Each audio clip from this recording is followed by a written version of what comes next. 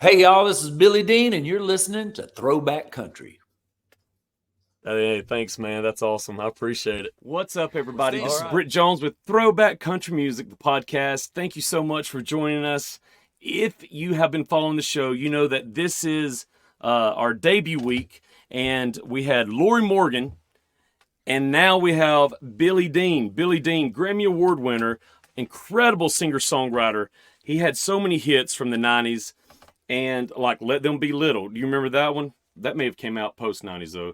But Billy the Kid, Somewhere in My Broken Heart, If There Hadn't Been You, I Want to Take Care of You, We Just Disagree, Trying to Hide a Fire in the Dark. Billy Dean is the man.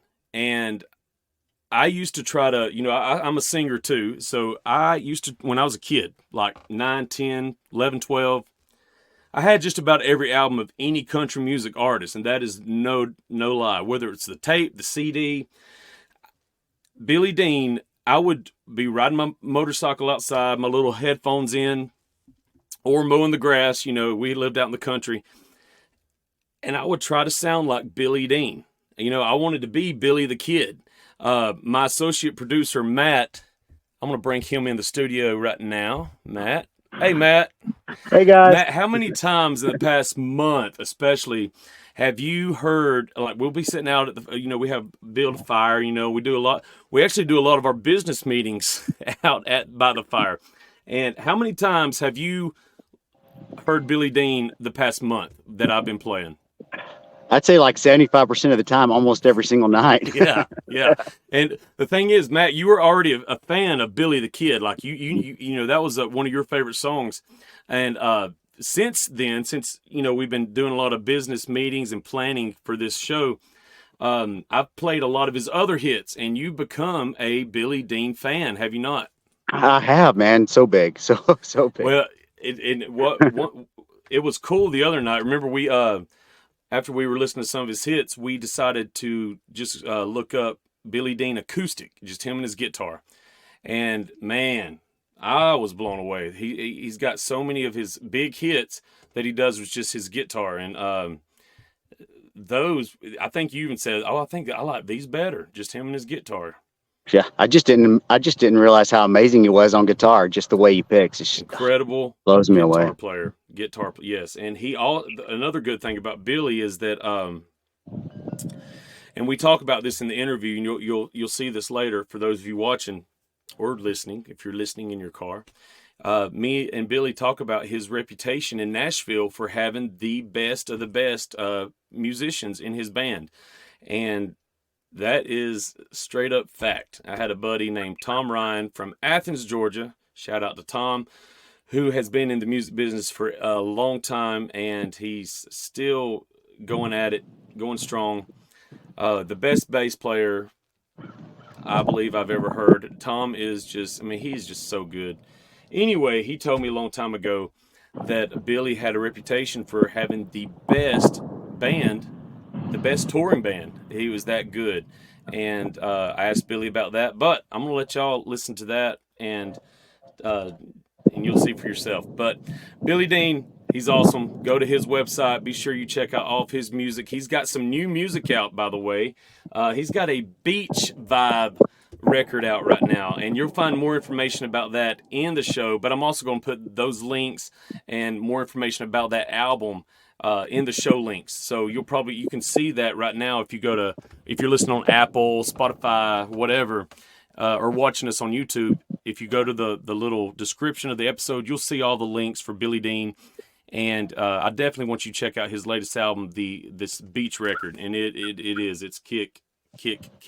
I guess I can say it's kick ass, right? Well, heck yeah, I can. It's my show. But anyway, I'm just playing. I had the best time with Billy. You got to understand. And as soon as we got done, I even told Billy, I said, you know what? I'm supposed to be professional. This is supposed to be like a, Spotify show, blah, blah, blah, yada, yada, yada.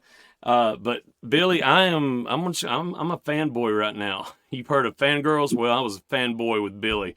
I just laid it out there. I was like, hey man, you got to know this. So I had this album, this album, this album. That single that you had out then, I used to try to do. I was telling him all this stuff, but he also encouraged me with that, and he said, man, that means you're doing your calling right now. And right there, man, I was encouraged. I told Matt about that when he said that, and it was just really cool to hear him say that to me. But also, I just want to encourage y'all for those of you that are new to us, go to our website, throwbackcountrymusic.com. And you can find other links to our social media and all that there. We're all of our social media, our website, it's constantly being updated. And it really does help our show when you follow us on social media and engage with us. You leave a comment. You may want to send us a message about the show. Tell us someone you want to see us interview from the 80s or 90s, these icons, these legends. Or if there's a new rising star that's gaining momentum, send us some links for those guys. Matt, he's all about that. He loves listening to new artists and checking those out. So he'll be listening to someone, then he'll send it to me, and he'll be like, hey, what do you think about this guy or this girl or this band? And so that's one way that we conduct our business. He likes to investigate and listen to all of these up and coming rising stars who have already got some steam going. They're working hard, they're kicking tail, and they got a nice little following. And Matt's all about that. So if you have somebody in mind, you saw someone open up for someone, you're like, hey, remember that person? Yeah, let's send Throwback Country Music the link for that artist. So that would be awesome. I would love that. So if you do that for us, that would be cool. Every time I move back and forth, my green screen, because y'all, I'm really not in front of that pretty moon right there. I just popped my neck. But every time I move a certain way, you see like the background of my office. But it's just so cool for y'all to be joining this journey with us. If this is your first time, thank you. Go to our YouTube channel, where you get to watch our show. If you're listening, guess what? You can also watch the show, which means you get to see the artists on screen with us as we interview them, which to me is awesome, because the first couple of years that I did this podcast from 2018 to 2020, it was just audio. The artist would call in, I would interview them on the phone, pretty much like a standard radio format. But this go around, we're doing audio and videos. So go to youtube.com/@ Throwback Country Music. All of this will be in the show details, that wherever you're listening to your podcast from. But we are really big right now on Apple Podcasts, Spotify Podcasts, iHeart, and we just want to thank you so much. A lot of you have already started following us. Hit that follow button wherever you're listening to us at. If you go to YouTube, just hit subscribe. Go to our social media, Facebook, which is Throwback Country Music. Go to Instagram, which is Brit Jones Music. That's BRIT JONES MUSIC, and that's the official podcast Instagram as well. If you didn't know, I'm a singer-songwriter. I like to play music. The song that you will hear, or the song that you heard as we came in, that's a song I wrote several years ago, and it's called "Play Me Those Songs Again." And it's a song that's very dear to me. It was a song that I wrote in, I don't know, it's probably, I guess, about 20 minutes or so in my townhome when I lived in Athens, Georgia. But it means a lot, because it really does just, it tells you who I am as a person. It tells you who I am as a singer, and it really gives you an inside look into my heart for this podcast, Throwback Country Music. And that whole song is all about throwing it back. I'm all about recognizing and respecting and honoring these legends and icons of the 80s and 90s, and letting people know all across the United States and Canada and the UK, wherever you're listening. I want y'all to know these artists are still touring. These artists are still going at it, making albums. And it's you know, that is who I am. You know, I know I call myself a 90s nerd for sure. I know things that people probably shouldn't know about these artists and about these albums because I was just so, I don't know, I was just so in awe growing up with country music. You know, my parents would take me to country music shows, and I guess my very first country music show was at Dollywood in Pigeon Forge to see Little Texas, and that was awesome. But I'll share that at a later episode because I'm going to share, you know, some cool stories about that. But I have seen Billy before in concert. Billy was actually a guest on the show back in, I think his episode was 2019. But yeah, so Billy's cool. He is a friend of mine now. And he actually just, Matt, I forgot to tell you last night. Well, it was this morning, around 12:30 or 12:15 a.m. I get a text from Billy. Yep. No big deal. Awesome. Yep. He had been on the road. I think he was in Arizona. He'd been flying all day. And he texted me the song. He texted me a song that his daughter, I think his daughter wrote it, but he and his daughter are going to be in Nashville in a couple of weeks to record that song. His daughter's an incredible songwriter and an incredible vocalist. I mean, it was a killer song. I'll let you hear it. But I can't let anyone else hear it because, unfortunately, it was recorded on his iPhone and he hadn't got it published yet. So that wouldn't be good because I don't want to get in any trouble with that. But I'm just kidding. But go to billydean.com. And you can find out more information on Billy, his music, and go support him out on the road. Billy Dean last year did some shows. It was called the Country Throwback Tour. That was with Shenandoah and Wade Hayes. And hopefully they'll do that again because I'd love to see that trio. That'd be awesome. Wade Hayes, Shenandoah, all three artists have been on the show. But we have some great artists coming up. Don't forget that this coming Thursday, we have some rising stars. You get to see Jason Byrd, who's a singer-songwriter from Florida. He will be on the show this Thursday. Him and Billy Dean have a song out now called New Kid in Town. Some of you have heard it. It's an old Keith Whitley song. It's a beautiful Christmas song. Their version is killer. But Jason Byrd, he's awesome. Let's see who else. Allie Colleen. You'll see Allie Colleen this coming Thursday as well. Can't wait for you to hear her episode. She is a trailblazer in and of her own. She's awesome. So anyway, without me talking anymore, Matt, you ready to hear some Billy Dean? I'll play it. Let's do it. Thanks, guys. On this or No, well, just you and me? Me and him just had about an hour-long interview. Oh, you done? Okay, got it. Dude, I'm telling you, Billy, he is a cool cat. Man, I'll tell you, he has championed this, the traditional country singers. We don't have many of them guys left much anymore. Your Daryl Singletary is great. Mark Chestnut's great at it. Joe Diffie was great at it. And Jason's one of those guys that you just kind of want to see this style.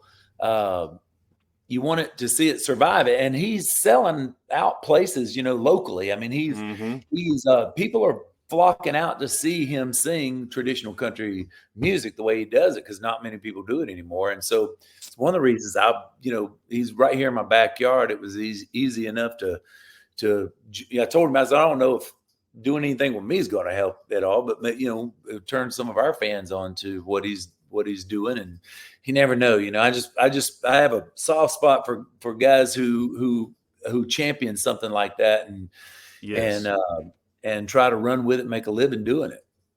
I listened to a few of his tracks, and lo and behold, I didn't know he recorded with the Possum. With who? Oh yeah, the Possum. Yeah, man. Yes. He did one with, and that's another thing. You get so close. You get that you can taste success. You get to work with your heroes. That's one of the first things you do when you get a record deal. You have a hit, and you feel like you're in the club. And you start seeking out your heroes.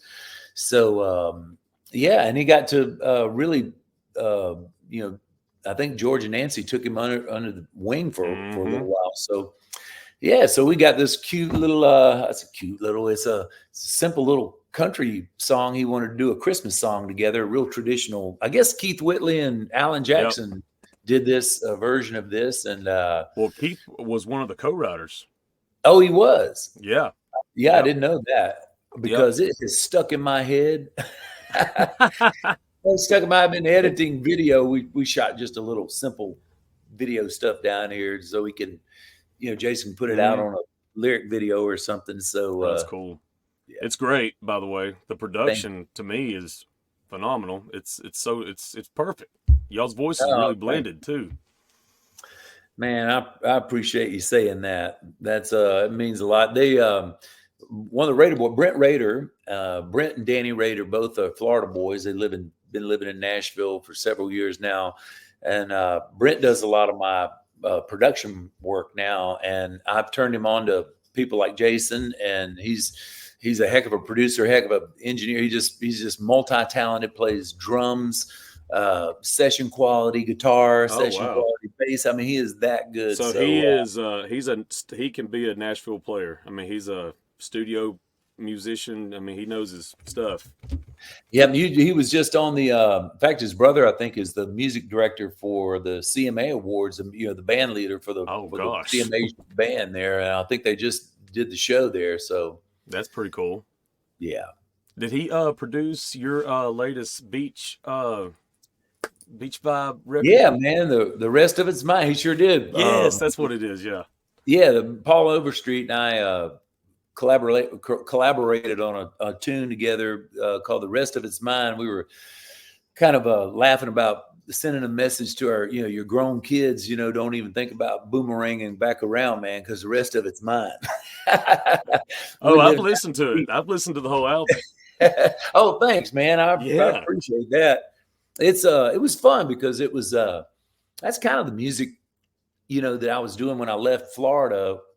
20 years old, 19, 20 years old. I was kind of in that kind of James Taylor, Jimmy Buffett kind of frame of mind. Teenager, going into my 20s, fresh out of 1 year of college, and then playing in bars and stuff. That seemed to be the music they wanted to hear, and so that's kind of what I kind of came back to. I live down in Florida now. I'm back in my home state. I live on St. George Island, this little island I grew up going to when I was a kid. And I've always had a place down here, and I just love it. I just finally made the permanent move. And when you're sitting on an island, man, you can't help but write. Songs that people want to hear on vacation. Well, speaking of that, during COVID, did you? I mean, because you were doing these backyard. You didn't think I was going to bring this up, did you? You were doing these awesome back porch concerts, and it ended up growing and growing. And then I would hear people, because I was tuning in, and I was watching you, and then Susie Bogus came out with one, and I was like, man, this is great. This is getting me through my boredom.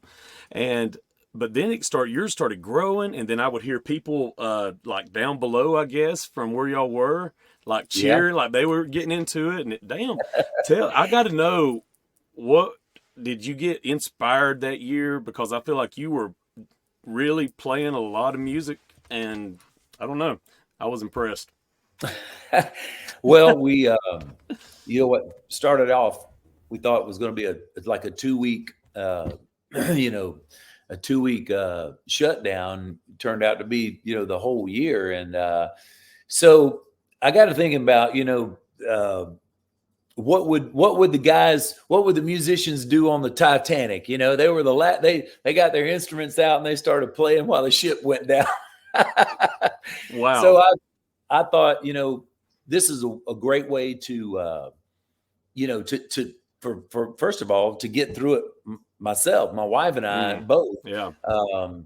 And so we started, I thought, it'd be kind of fun to do a happy hour, do just like an hour and just and play cover songs, just go back and see how many songs I could remember. And I had music coming out. I'd already had music that I was ready to release that year and promote. And So I think we started with a listening party on just listening to the tracks, and then it grew into the back deck every day at 6 o'clock doing an hour, and we had people from all over the world were tuning in, and it gave us something to look forward to. At the end of the day, we would start setting up.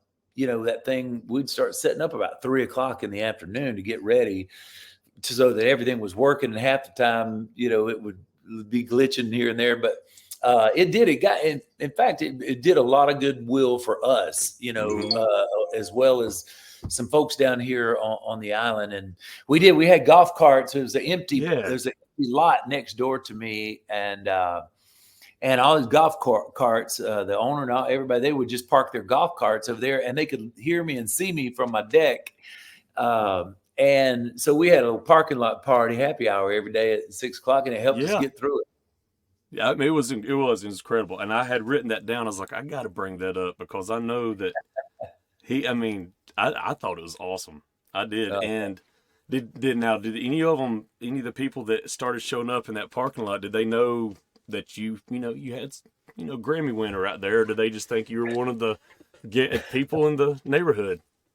Oh no! Everybody knows me. They're my neighbors down here, and I was born and raised about an hour, 20 minutes north of here.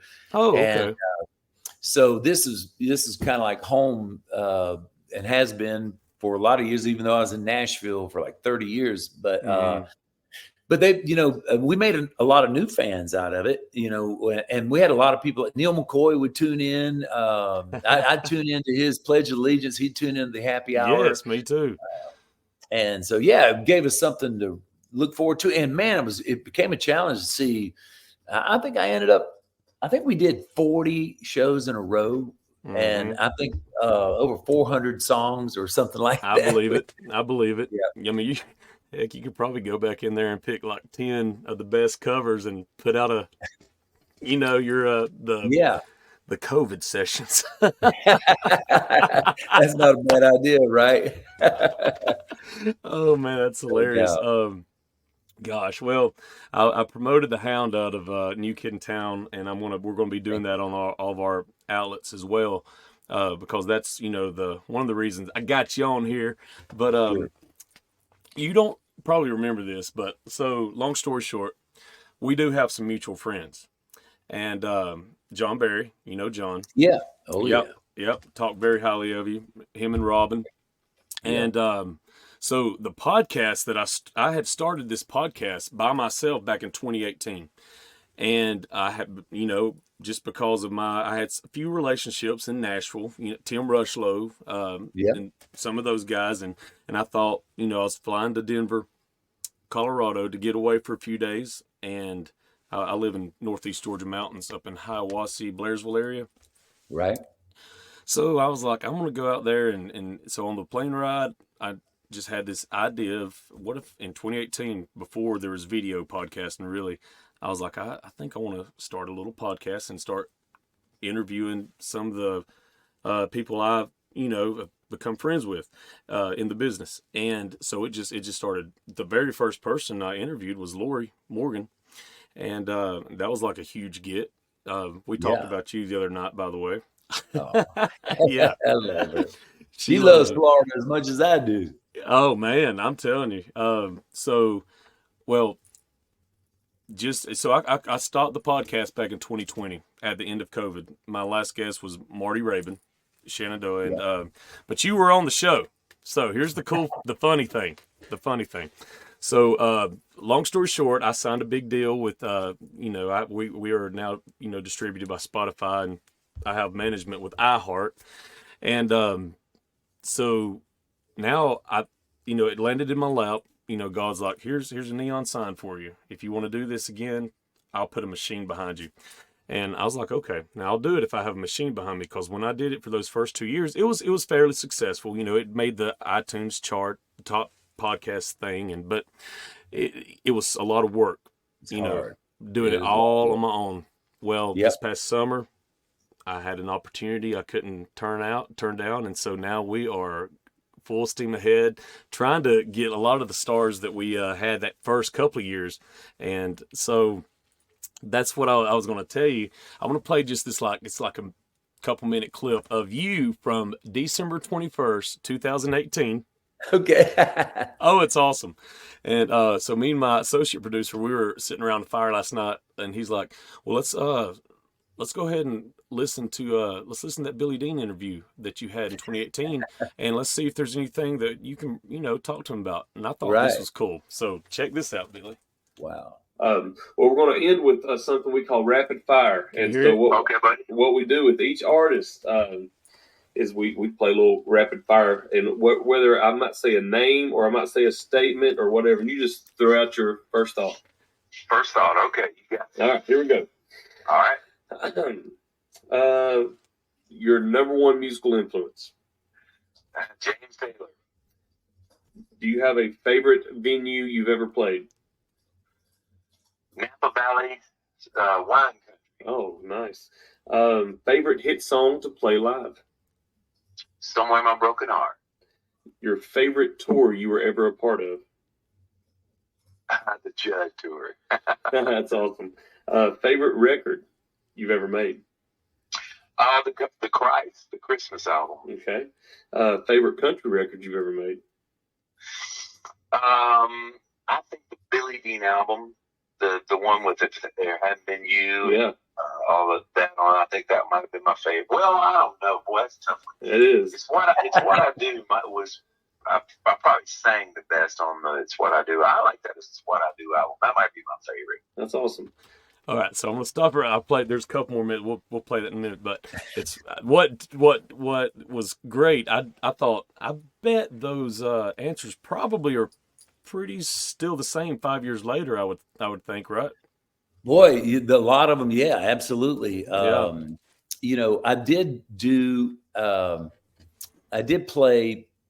played the Bluebird in Nashville just by myself. I headlined it one night, and I played the Bluebird a lot of rounds and everything. But yeah, man, I got to do it just by myself. First time I ever really done that, and that was that turned out. That might be my favorite. Definitely my favorite place I've played in a long time by myself. Special. I played it, like say, you go in there and you play 2 or 3 songs with a round or whatever, but never had a whole night. I never felt like I had enough great songs to do a Bluebird. Every song has to be like, Bluebird quality, right? Billy. Yeah. Yes, you do. You do. Oh my. Okay, just some that you wrote on your own. Correct me if I'm wrong. Well, Billy the Kid. That was a write or co-write? Yeah, Paul Nelson and I. But your name is on, here's one of my favorites, probably my top 3. I Want to Take Care of You. Oh. Now, I'm not joking. That's probably my top 3 Billy Dean song. Man. Let Them Be Little. Somewhere in My Broken Heart. Trying to Hide Fire in the Dark. But this one right here is also this is my top 5. This one right here, but it's definitely in the top 5. Real Man. Oh, gosh, that's one of my favorite too. That's powerful. Hey, remember you myself, man. That one was one of those that fell out. Just fell out. It's so good. Oh, and check this out. You're gonna want to know this. So, man, I've got a song that I wrote with Craig Morgan. And it's the first cut on his new album, Enlisted. Him and Luke Combs are singing it together. It's called Raise the Bar. And it's a duet with Luke Combs and Craig Morgan. And it's out right now. I think it's the first cut on Craig's new album, which is called Enlisted. Check it out, man. It rocks. Let me write that down. I'm not joking, man. I'm a huge Craig Morgan fan. Wow, that's awesome. Dude. He's my Call of Duty buddy. We played Call of Duty a couple of times. I'm the worst. Probably with him, I get killed so much. I'm glad I didn't lead your ass in battle. He seems like a fun guy just to be around. I bet he's a good boy. He is, guy, man. One of his soldier buddies told me, he says, he's big on discipline. He says, he made me drop down and give him 20 push-ups in the middle of a firefight. He said, we're getting shot at. And I had to drop down and give him 20 push-ups. Was Craig Morgan like a lieutenant? I mean, he was high ranking. He was a ranger, you know. Okay. Wow. Those are like special force guys, you know. Oh yeah. I want him on my side in the fight. No doubt. Yeah, check it out. Raise the Bar. I am. Yeah. And then I got a song. I don't know if it's out yet or not. It's one of my favorite things I've ever written. That Shenandoah, Marty and those guys recorded it last year, and the song's called Handkerchief, and it's by Shenandoah. They did a version of it. It's a song I wrote called Handkerchief. Check that one out too. I wonder if it's on is it on their latest Revival album? I think it is. Yep. Yeah, Handkerchief. There you go. Well, and that's yours that you wrote. I wrote that with Kelly Lovelace, the guy that wrote the and Small Town song or whatever that was. Great, he's a great songwriter. Yeah, he's had a little success. Yeah, buddy, he sure has. He's cool. Oh man, that's awesome, Billy. I just saw Shenandoah the other night up here in Hiawassee. Oh yeah, man, they're crushing it. We did a lot of shows with them this year. Wade Hayes and I, and Shenandoah. We all Triple Threat. Yep, it sure was, man. We did the 90 minutes of 90s country music. So awesome because I'm not joking, man. This is crazy. Like, let me just back up and just tell you this right now, just so you'll know my excitement when I'm talking to you. Like my management at iHeart, he knows I am a huge Billy Dean fan. Huge. Yeah, man. So I told him, I was like, you know, I said, I don't care. I'm going to be a fanboy and let him know. But I've told this before so many times because I'm singer, songwriter and stuff. And that's how me and John got to be buddies. I toured with him for a couple of years. And yeah. And so, but in my biography and in my, several times I've mentioned this. People's always like, "Who's your influence, Brit?" So when I was like 7, 8, and 9, especially when I was about 10 years old, I'd be outside riding my little motorcycle, and I'd have my Walkman on, and I would have Mental B Boys, that whole tape. Wow. This is no kidding, and I've told it. It's crazier. Trying to Hide Fire in the Dark. I knew every song on that. I'd get on my little singing machine. I had a little singing karaoke machine, and I'd be, my mom, they started taking me to concerts. My first concert was Little Texas at Dollywood. Wow. Yeah. And then 20 years later, or 15 years later, me and Tim Rushlow become buddies. We're sitting at Panera Bread having lunch. You know what I mean? And I told him the same thing. I was like, I used to emulate Marty Rowe, Billy Dean, Tim Rushlow, Hal Ketchum. Wow, man, I'm so glad to hear that because we were all kind of in a lane of our own, you know. You had your Texas acts, you know, and then you had those Texas kind of the cowboy acts, and then you had the Travis Tritts, the Hal Ketchums, some of us were. I always grew up, farming, but I wasn't a cowboy. We didn't ranch, so I never. So we were just kind of long hair farmer boys down here, beach bum boys, and when you grow up that way, you always dream of being a cowboy because you're always in flip flops and shorts. You want to wear boots and jeans and ride your horse in the snow, you know. But that is a really cool group to be in, and the fact that you listen in such detail to that music is really it really is the why, and you do it, it's the goal. You hope you can connect, reach to those speakers and connect with someone that you decided, to sing these songs. So thank you for that. And I told him, I was like, hey, it's my show. I'm going to let him, I ain't going to, how some radio, I'm not a radio personality by any stretch of the imagination, but this is a nationwide show. I ain't going to take my own horn. I'm just kidding. But I'm like, it's my show. I'm going to let him know that he's in that class with Hal and Hal Ketchum, man. Woo. I mean, just all y'all. And We were pals, man. Me and Hal were pals. Were We did you a lot. really? We were. Oh. We did a lot. Had a lot. We shared a lot of the same musical influences. A lot of the same. A lot of. We talked a lot about Indian culture. Heritage. We had a lot of Native American heritage. And he was into that. And so, man, I had a kind of a Southwestern motif. On stage with the Pendleton blankets. We kind of, we kind of sided more with if there was cowboys and Indians, we probably always played Indians.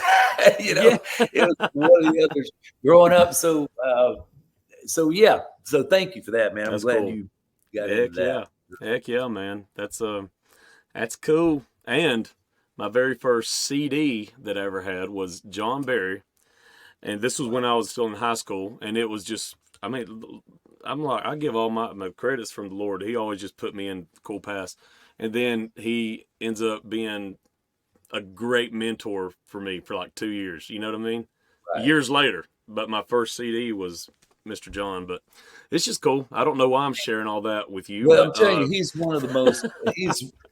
What a powerful singer. I mean, there's not many voices like John Barry. I know, not many voices in the world like his, and his was one of them, man. Might have been too good for country music, just that good.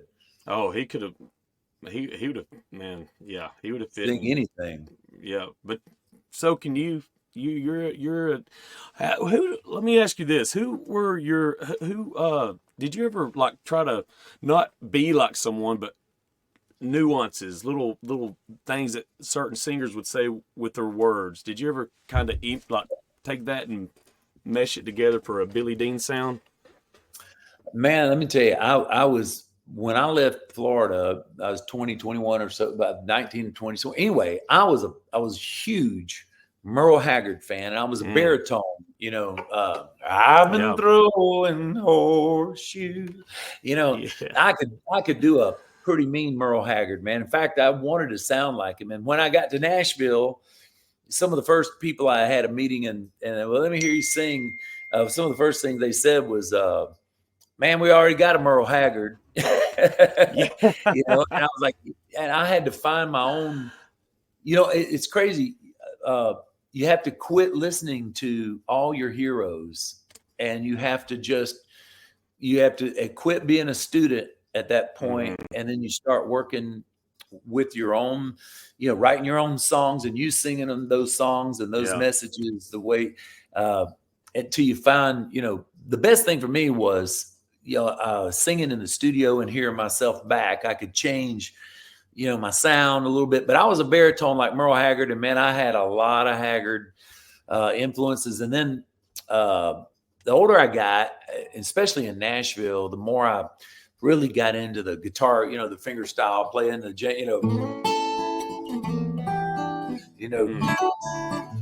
the old James Taylor kind of stuff. And that was really when I started singing some of that stuff. That's when the kind of the country and the soft rock, and Kenny Rogers was right there in that. I liked Kenny's airiness. He had that growl and that airiness, of his voice too. So these are kind of toolbox, a toolbox you start putting in. You got a little bit of Haggard, a little bit of JT style, and a little bit of Kenny Rogers, a little sexy, airy, and pretty soon, as I got older, it kind of came into my thing. I hope I sound. Yeah. Well, you do. And it's like, well, you do. That's what I'm saying. Like, especially all the 90s artists, you knew who they were when they came on the radio. And I tell people all this time, I am a 90s country historian. And I call myself that. I'm self-proclaimed. I told Lori Morgan that last night. She laughed. But because I literally had every tape and CD of every artist, female, male, band, country band.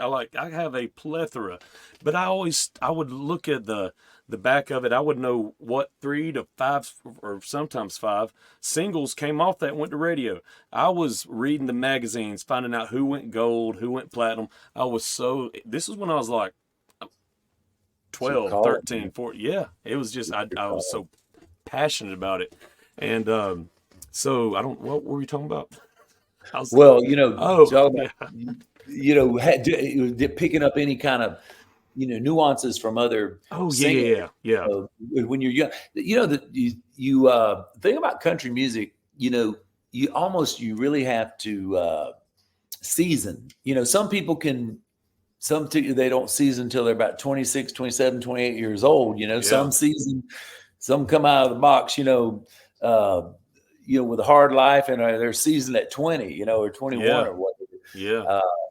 But Nashville was it was a really the thing about when I got to Nashville, which was in the mid 80s, there was a major songwriting community there, and that songwriting community consisted of lots of really smart people. A lot of probably lawyers and lit majors and doctors, people who could have done all of that, and they decided to stop off in Nashville and oh wow, try to write some songs before, and that group of people they traded secrets, and like writing, we trends, they had a certain thing anyway, but that I fell in love with that group of people because they were so willing to help, and you had to have a song. The one thing they would tell you, man, I don't care if you're the greatest singer in the world, if you don't have a song, and you had to either learn how to write it, or you had to find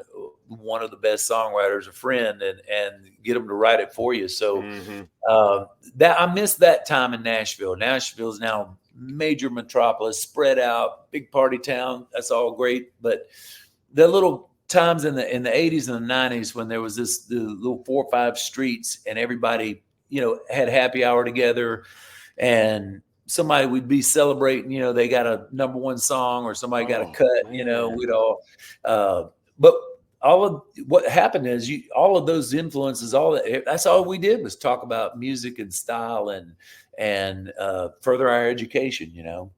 Wow.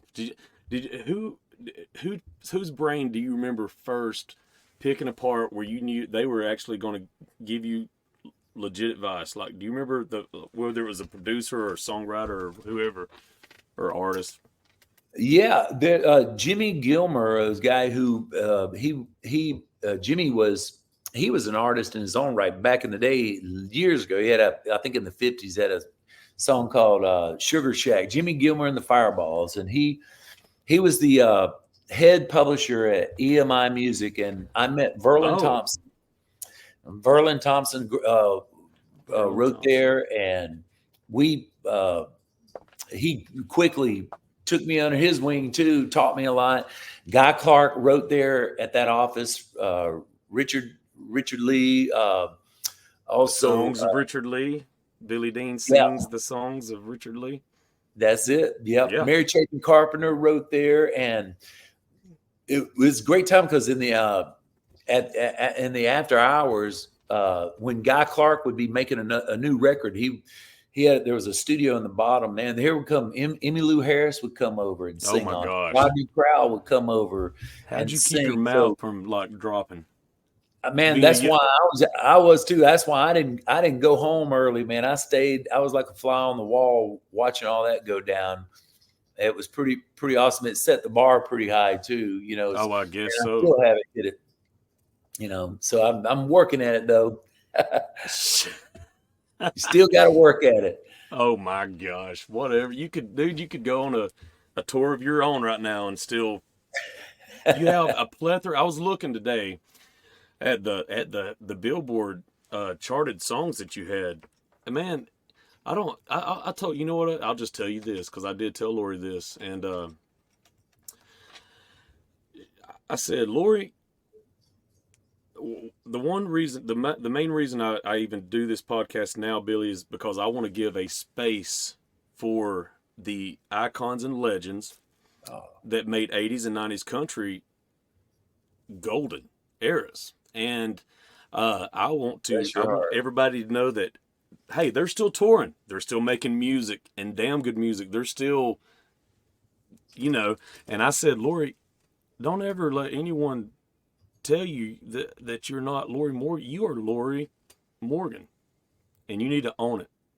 And I'm telling you now, man, I look at these 20 plus hits, and of course I know them because I was cutting my teeth on them. Not saying that you're older. I'm saying I was diving into them. But you're Billy Dean, you know, and I mean you are. Yeah, that is. I'm telling you, like if Hal was with us right now, I'd say you are Hal. Freaking catch them, y'all. I mean, there's power behind y'all songs, and I mean, when you sit back and think, hey, I was in, for you, Billy Dean was being listened to in the remotest parts of Montana down to L.A. all the way to Atlanta. You know, you own it. I love it. I think you are a icon, and I'm not just saying that because I've always looked up to you, but you're an icon. Somewhere in My Broken Heart, nobody writes like that anymore. Billy the Kid, nobody writes like that. You're awesome, and so I just want to let you know this is, you got it. You still got it. Man, thank you for giving and dedicating your time to this, to giving us this space. You know, it's absolutely a different time. You know, and with the social media marketing, all of that's way different than what we were doing, and so different. But I'll tell you, man, you know, still is, you know, I still have that drive to get up and get better, write a better song, you know, you know, hopefully I'll always have that. And I'm going to Nashville starting December 13th, man. I don't know if you can make it down. We'd love to have you, but we are coming. I already know what you're going to tell me. Are you going to come to the Opryland? Yeah, we're going to try to cover that. Daryl is coming on the show, and Lori is going to be there as well. So, we're going to try and cover a couple of days of that. That would be awesome. We do live remote broadcast all over the place, and so we're going to Key West to do a big remote broadcast in January. When's Key that? West Fest. Oh, it's check this out: Winona, Tanya Tucker, Pam, Lori, Leanne Womack, Jody, Jamie O'Neill, Dina. It's like 5 nights in a row, and it's 90s country female artists, and we're going to go and cover that. Yep. Wow, pretty cool, ain't it? I've never been to Key West, so I'm excited. Oh, you're gonna love it. It's crazy, man. You know, take your Bible with you. Because there might not be one in that hotel. Oh, Lord of mercy. Oh, Jesus, go with me. But going back to, what were we just saying before I just interrupted and told you about all those girls? Yeah. So tell me about that. Yeah, well, so I've got a ton of new songs, and some that I'm really excited about them. And I'm gonna, so in December, I'm gonna be 5 days in Nashville with Daryl at the Opryland Hotel, December 13 through 18, just singing 2 or 3 songs a night. And then, but during the day, I'm gonna go, and I'm working on a couple of very special projects. My first one is my daughter, Hannah. She is a nurse. She's a NICU nurse, but she's also an amazing artist. That's awesome. She likes to write, and she's kept her chops up and her writing and so for Christmas, she never wants to do it for a living or anything like that. She wants, you know, but she wrote a really powerful song, and I talked her into, for my Christmas present, coming to Nashville and recording the song she wrote, and let's do it for all her nurses. It has to do with it's kind of from a nurse's point of view in a thing. But anyway, so I'm going to be working on that. I've got and that's a heart, man. That's going to be a powerful piece. And then no doubt, I got about 5 or 6 new songs that that are just so cool that I just got to do them. And then we're gonna. I think Ron DeSantis is. You know, I'm a Florida boy here, so I think they're wanting a song he can walk out on. You know, and so Billy Dean, are you serious? I got to write a song for the Gov, man. He's my Florida governor. I hate to lose him. I wish he'd just stay here and Gov with us, man. But man, that's so cool, man. What a cool. So we got to do a little something. That's my little patriotic duty for my governor. So we're going to be busy in December with. I say all of that to say that we got a lot of really cool things musically things we're working on, and so we'll probably have a busy year next year. We're hopefully going to do a little podcasting ourselves. Maybe we might get back and doing some of the happy hour stuff from my new place when we move in there next year. But that all will go down about May or whatever. We're going to kind of start resurfacing after spring on some of the plans of music and everything. So that was a long-winded way of just telling you a bunch of stuff what we got going on. Awesome. Are you able to share anything about your idea for a podcast, or is that just kind of in the baby step stages? No, well, we thought about doing a kind of what it was like in the night. I kind of did have a sort of a front row seat. I was on Capitol Records. Garth was there and all that. But I think we're thinking about. It's kind of like I don't know if it'd be video or not, but it's kind of just lifestyle is a broad way of saying it. It's not just music, but it's kind of a little music life. So, the lifestyle down here, man, let me tell you, at 61 years old, man, I ride my four-wheelers all through we got 60 miles of forest. We got, we stay active down here when we're home, with a lot of fun stuff. Yeah.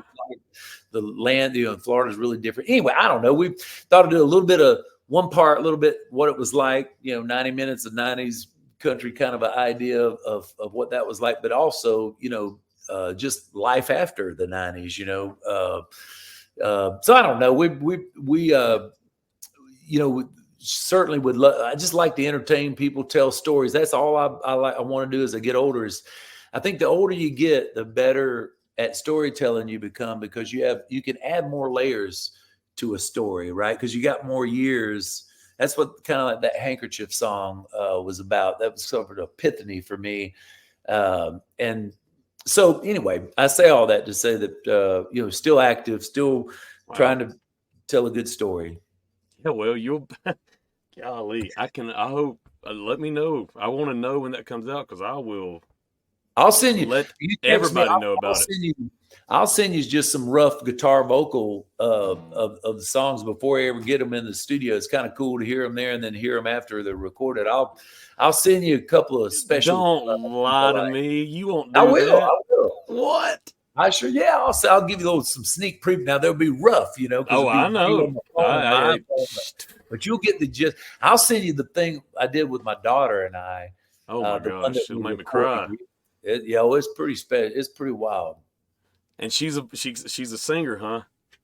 She sure is, man. She can sing and she can write. She plays, but she's an incredible nurse. She's got a tough job, but this is something that she can't. She just she can't deny it. It's just in her genes, and she connects like in a big way. She didn't, and it's because she's not trying to be a star. She's not trying. She just goes inward, and it just pours right from her soul, man. And I just said, you got to share some of that with the world, even if it's one song a year or one project a year. Yeah. So she's doing it to go tour. That's my Christmas gift from her this year. That's awesome. Yeah, tell her she can record. She don't have to go touring it. She can still be a nurse and just write down some. Yeah, I'm so excited about that. We're also doing like what we call second generation talent, and we had like people like artists that are have parents that are in the business, and Allie Colleen. Yeah, Allie. Yeah, Brooks. Yeah, she came on last week, and I was very surprised how incredible.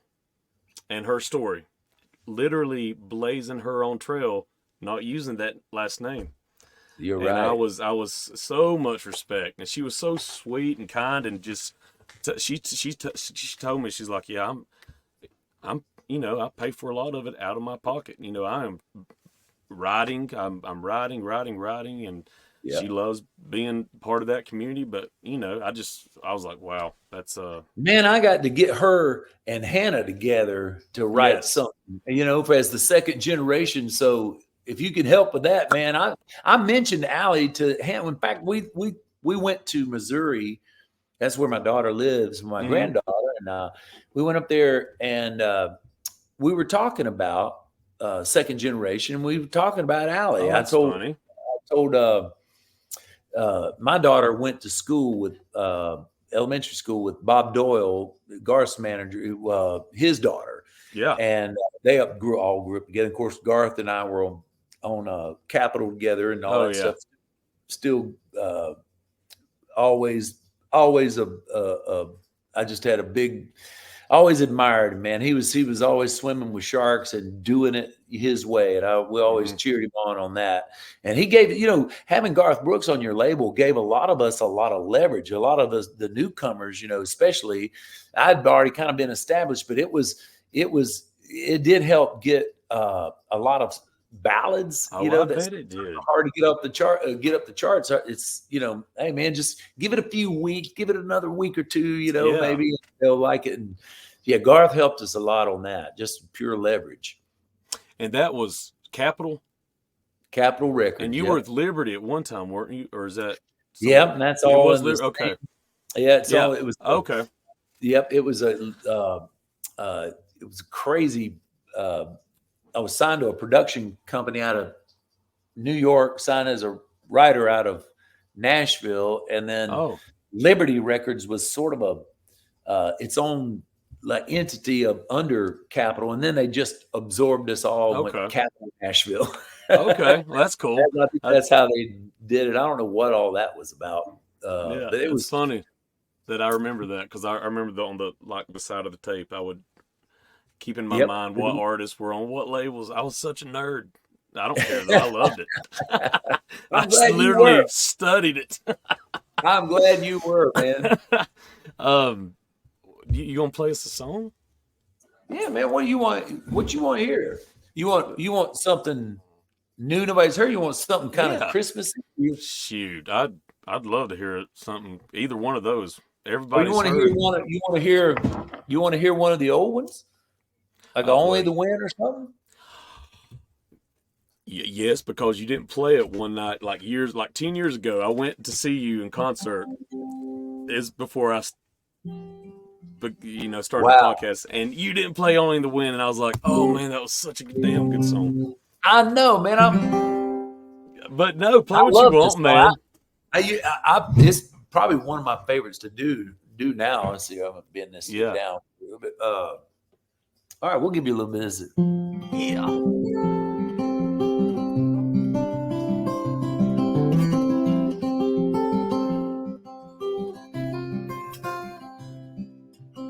Well, I remember as a child on a dark and stormy night, I heard the screen door slam and I was overcome with fright.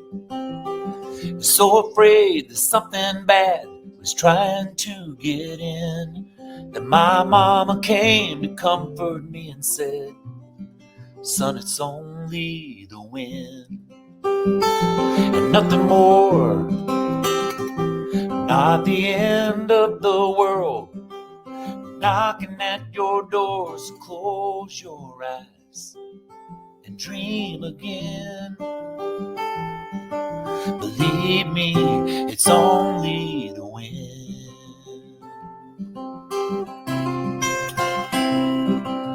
Every time I've had to face a bitter storm of life, those words of comfort were my shelter in the night.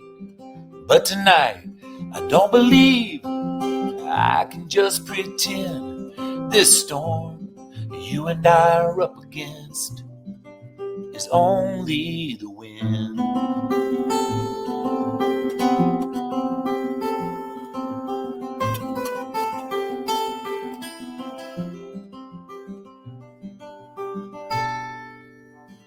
I can hear you downstairs. You're just about to leave.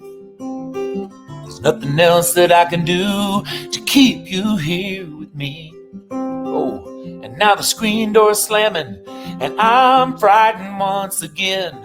What I wouldn't give if I could be convinced it was only the wind. Oh, and nothing more. Not the end of my world. Just walking out that door, and I wish that I could dream again. Believing it's only the wind. Oh, and nothing more. Not the end of my world. Just walking out that door, I wish that I could just pretend. Believing it's only the wind. Only the wind. Ooh.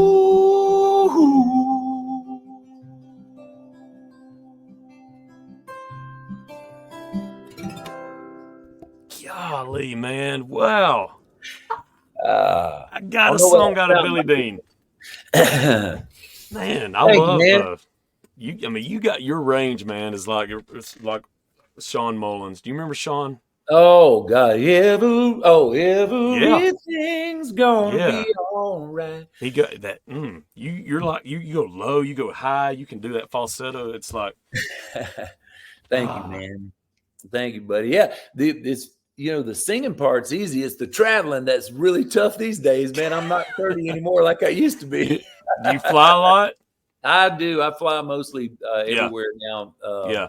We take we'll take the bus some. We have a few band shows too. We've been teaming up some of these 90s packages because the 90s has been really Big hot. time. So we're looking for a busy year next year, man. Heck yeah. I'm gonna make sure I got my ibuprofen packed and Shoot, my gosh. You could probably still get out there and ride the waves. buddy, I can ride that four-wheeler. I got the baddest four-wheeler. I'm tough on them four-wheelers, man. What do you have? What kind you got? Man, I've got it's a Renegade 1000. It's the biggest, baddest boy they got. It's like a racing bike, but it's got a snorkel. Oh, shoot. Take Yeah. it in the yeah. water and mud, and it's perfect for this Oh, Florida. man, that's awesome. These Florida swamps down here. My son's got one too, so we just have to be really careful when we ride together because we check. You know how fathers and Oh, yeah. are, man. Yeah. He's still a little scared boy. I can take him on certain corners because he's still a little scared to take certain chances, which I'm glad he is. I'm glad he is. Yeah. Is he a singer? Ever played an instrument or anything like that? He plays guitar. He does. He loves. Is it Polythea or Polythea? There's a group out. He loves guitar players. He's got 2 or 3 guitars that he likes to sit around and play. But he's a computer. He's like an engineer, like the back end of the computer and the net, like security, cyber securities, and all that internet stuff. He's into all of that. Is he Florida? And I'm so glad I let him game all those years. Oh yeah. Is he a Florida boy too? He's a Tennessee man. Him and my daughter, she lives in Missouri, but Eli lives in Nashville, and he loves it there. Him and his wife Brittany both. They just had our first grandbaby, our first grandson. We got a granddaughter, and born on my mother's birthday of all things this year. So it's going to be great. Roping the wind every Friday night, singing those songs, living our lives with all our friends down in the lowest places. We would ride around with the tailgate down, rodeo playing in the background. All those memories we were making. We never went down until the sun came up. Papa loved and Mama blasting in my truck.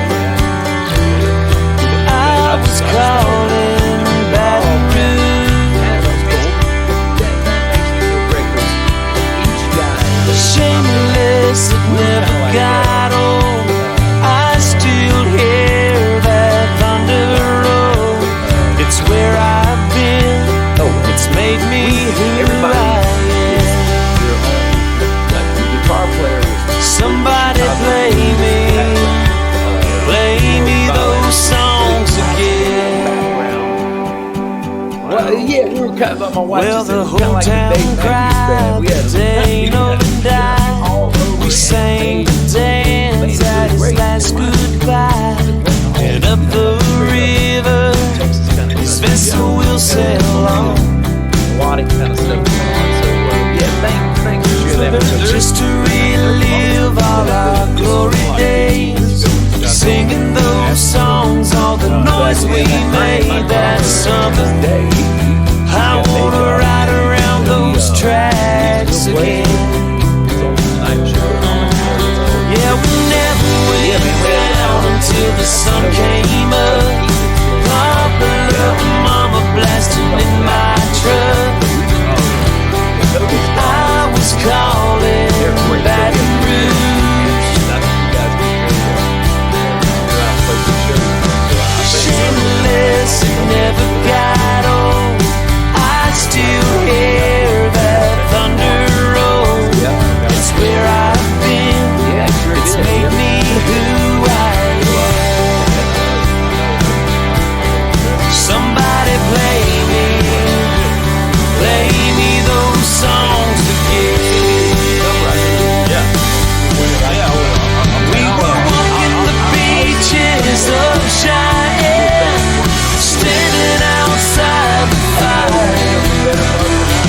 I'm still thankful for my unanswered prayers, looking in another's eyes.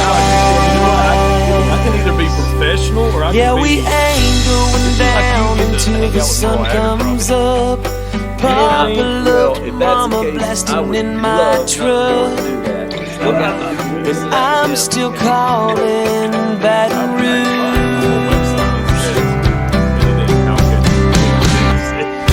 Shameless, it'll never get old. I still hear that thunder roll. It's where I've been. It's made me who I am. Somebody play me those songs again. Don't have any this year. If tomorrow never Love playing comes, that. Awesome, man. I wonder what she's doing now. I'm much too young. Oh, play me those songs again. I mean, Mark Will's got to go to years ago. He sure did, man. And I love that.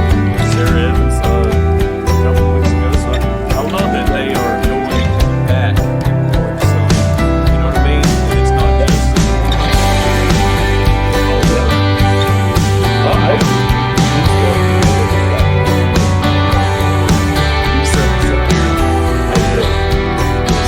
Man, it certainly helps to be on your show, and I congratulate you too, man, on my podcast and having the team and for following your heart. I mean, this is what you've been meant to do, man, your whole life. Thank You you. can tell.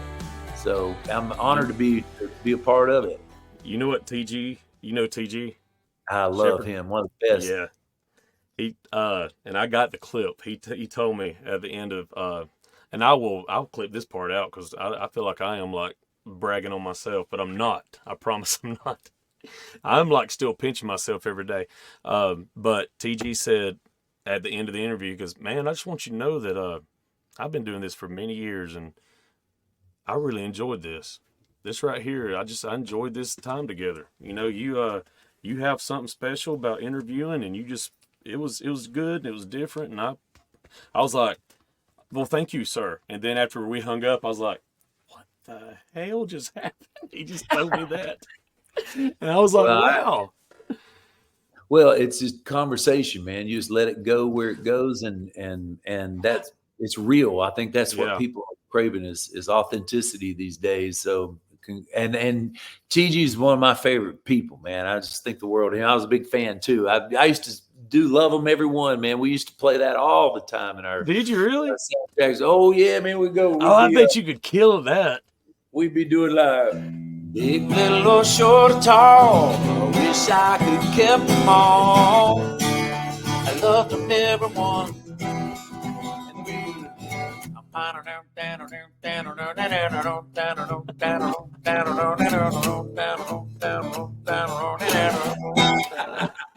That's awesome. Golly. I love this stuff.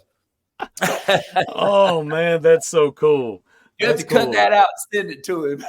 Yeah, I will. That's hilarious. He's got a big Sirius XM show now. Yeah, he sure does. Good for him. Sure does. Yeah, Well, I've loved the time, Britt, man. Yeah, Thank man. you. Hope you have a good Christmas You too, buddy. plans. And where are you based out of anyway? Blairsville, Georgia, right there at Hiawassee. Oh, yep. Okay. Well, I'll just keep that in mind next time I'm coming through. Blue Ridge Mountains. That sounds good, buddy. Oh. What's up, y'all? What did y'all think about Billy Dean? That was, I don't know. That was probably, I guess y'all could tell that I was a fanboy with that, couldn't you? I mean, I wonder what was going through his mind. Like, man, this guy, he's crazy. He really does know a lot about country music. No, I'm just kidding. No, Billy actually really enjoyed it. We had some good conversations after the interview, but please go support Billy Dean. Go download, stream the New Kid in Town with him and Jason Byrd that we talked about on the show. Support Billy. Like I said, his latest release, his latest album, it is so good. And it's got the coolest beach vibes. If you know, it's different than any other Billy Dean project I've ever heard. But go download, stream, wherever you get your music, Billy Dean. And of course, if you look in the show notes, you'll see that I have all the links, the album title, and all that good stuff for Billy in there as well. Let's see what else we got. Don't forget that this Thursday you will see, if you watch the show, you'll see me interviewing Jason Byrd and Allie Colleen, the Rising Stars. And then next Tuesday, a week from today, guess what? My buddy, John Barry, the voice.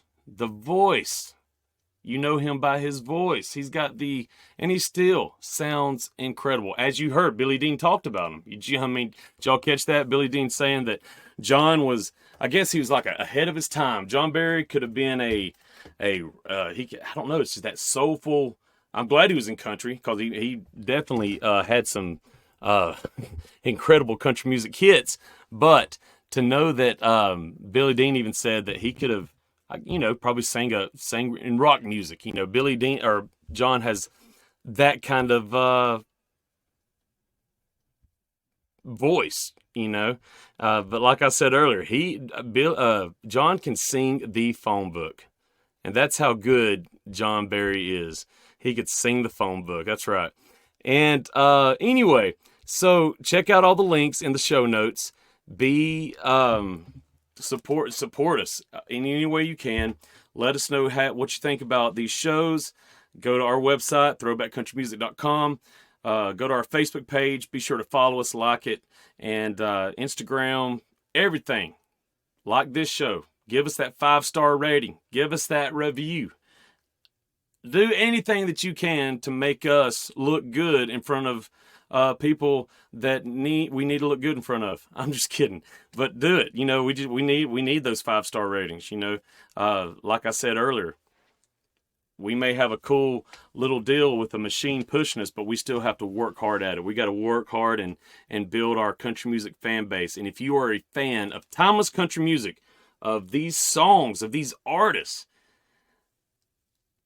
then please support our show, because I want people to know that these artists they deserve the respect, admiration, because, at the end of the day, they brought us some damn good music. And they brought us music that is still being played, even on the radio. I was listening to the radio the other day, driving down the road, and Dina Carter comes on. And then not long after that, Tracy Byrd. So it's cool to hear some of these 90s artists still being played on the radio. And I love it. So that's my heart. That's why I started the show. And I am so glad, and I just hope that you'll join and be on this ride with us. Billy Dean, thank you so much for hanging out with us this week. Tune in a couple of days for Allie Colleen, Jason Byrd, and next Tuesday you'll hear part 3 of Lori Morgan.